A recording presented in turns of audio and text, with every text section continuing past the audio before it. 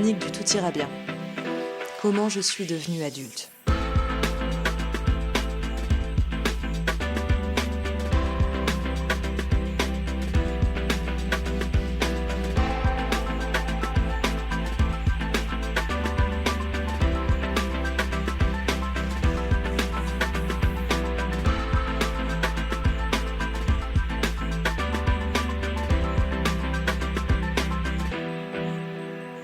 Octobre 2025.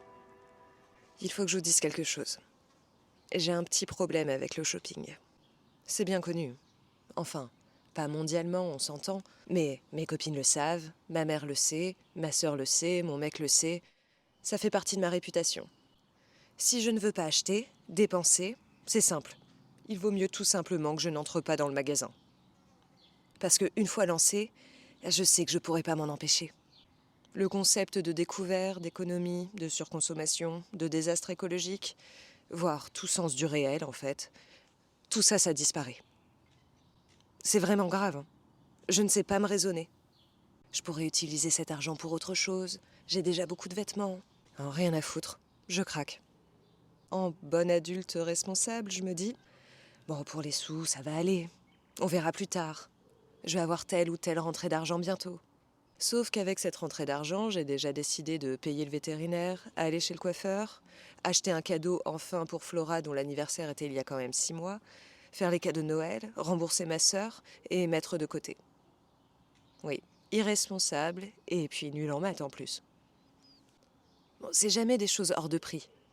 Et puis souvent c'est en friperie et c'est toujours des choses qui me plaisent et que je vais mettre, mais bon, quand même. Et après je culpabilise. Comme une tox, je cache mes sacs en rentrant. Ni vu, ni connu. Je mens sur les prix. Pas besoin d'assumer comme ça. Mais parce que me sentir bien habillée, ça me rend heureuse. Irresponsable, nulle en maths et superficielle en plus. Mais que faire? Et j'aime les vêtements. Les matières, les coupes, les couleurs, l'amusement, la créativité des assemblages. J'en ai beaucoup, oui. Mais je les aime tous. Un peu comme une collectionneuse. Quand je pars en fripe ou dans les magasins, j'ai la sensation de partir en chasse. Alors, j'aime pas beaucoup la vraie chasse, mais je comprends l'excitation de la traque. Faire la trouvaille, dénicher le bon plan. Et combien de fois je me suis dit que j'allais juste désinstaller Vinted. Bon alors du coup, faut pas s'étonner. Quand mes copines ont besoin ou envie d'aller faire du shopping, c'est moi qu'on appelle. Elles savent que je suis infatigable. Et j'ai bien essayé de me sevrer. J'ai développé des techniques. J'ai demandé à ma pote de garder ma carte bleue, par exemple. Mais bon, elle me l'a rendue quand je l'ai suppliée. Ou j'ai annoncé je n'ai le droit d'acheter qu'un accessoire. Je suis ressortie avec un pantalon. Une fois, une amie me dit « Ah, j'adore ce magasin, allez viens, on rentre. Mais tu m'empêches d'acheter un truc, hein, d'accord ?» J'ai dit oui, avec à l'intérieur de moi absolument aucune conviction. Enfin, on se connaît depuis 15 ans, et il y a une autre amie avec nous. Et c'est à moi qu'elle demande. Alors soit elle est dans un déni profond, ou c'est clairement un acte manqué. À la fin, c'est moi qui suis ressortie avec 2 paires de lunettes.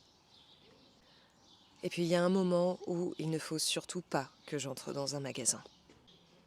Quand je suis triste. C'est la catastrophe assurée. Déjà, de base, je ne sais pas me raisonner. Mais alors là, les fringues les plus chères que j'ai achetées, toujours après des ruptures ou de grosses déceptions professionnelles. Je me fais sortir au dernier tour d'une école de théâtre, des bottines. Elles étaient magnifiques. Je me fais larguer, des derbies. Je regarde mes pieds avec ces belles chaussures et je me dis « Regarde comme tu avances ». Comme un coach en développement personnel complètement frappé. Ok, ta demande de financement pour ton spectacle a été rejetée, mais regarde comme ta veste claque.